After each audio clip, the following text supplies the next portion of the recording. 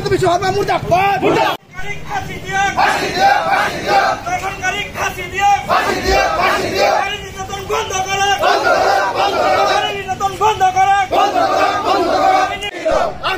জিন্দাবাদ জিন্দাবাদ জিন্দাবাদ we are justice justice justice welcome to the মুর্দাবাদ মুর্দাবাদ মুর্দাবাদ welcome to the hi hi hi hi hi welcome to the মুর্দাবাদ মুর্দাবাদ মুর্দাবাদ বিরোধী বিভাগ hi hi hi hi hi we are justice justice justice we are justice justice justice আমার দাবি ন্যায্য দাবি ন্যায্য দাবি ন্যায্য দাবি আমার দাবি মানিলো মানিলো মানিলো আমছো জিন্দাবাদ জিন্দাবাদ জিন্দাবাদ আমি নির্যাতন করা বন্ধ করো বন্ধ করো বন্ধ করো ধর্ষণকারী ফাঁসি দিও ফাঁসি দিও ফাঁসি দিও ধর্ষণকারী জাত নাই জাত নাই জাত নাই ধর্ষণকারী জাত নাই মুখ্যমন্ত্রী মহোদয় কব বিচাৰিছো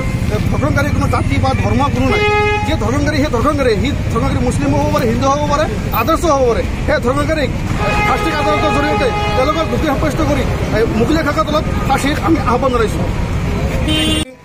উত্তলামা মহকুমাৰ অন্তৰ্গত বালাপাৰাত আমি আজি প্ৰতিবাদী সমদল উলিয়াইছোঁ আমি এইকাৰণে সমদল উলিয়াইছোঁ যে বিগত 2-3 দিনত অসমত বিভিন্ন জিলাত যেনেকৈ আমাৰ তেজপুৰ হোজাই আমাৰ নগাঁও ঢিঙত আদি কৰি কেইবাটা জিলাত আমাৰ ধৰ্ষণ কাণ্ড সংঘটিত হৈছে আমি দাবী উত্থাপন কৰিছোঁ পোনপটীয়াভাৱে অসমৰ মুখ্যমন্ত্ৰী ডাঙৰীয়াই তথা গৃহ বিভাগে এই ধৰ্ষণকাৰীসকলক অনতিপলমে কৰায়ত্ব কৰি ফাষ্ট ট্ৰেকৰ আদালতৰ জৰিয়তে আমি শাস্তি দাবী আমি উত্থাপন কৰিছোঁ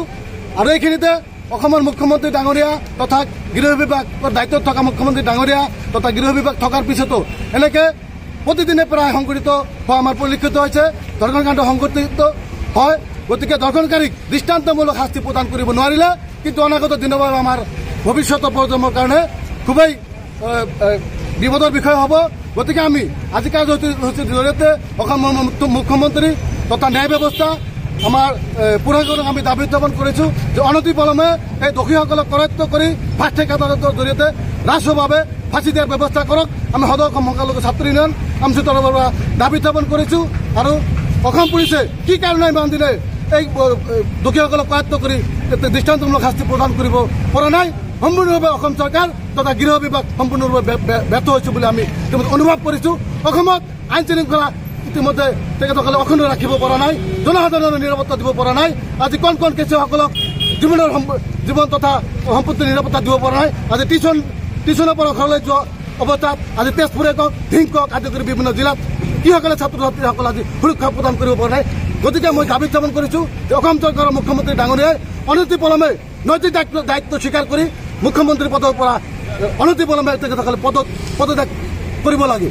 কাৰণ তেখেতে সম্পূৰ্ণৰূপে ব্যৰ্থ হৈছে অসমখন পৰিচালনা কৰাত তেখেতে আজি ছাত্ৰ ছাত্ৰীসকলক আজি সুৰক্ষা দিব পৰা নাই তেখেতে জনসাধাৰণৰ সুৰক্ষা দিব পৰা নাই গতিকে আমি আজি স্পষ্টভাৱে দাবী উত্থাপন কৰিছোঁ যে অনাগত দিনত অনতিপলমে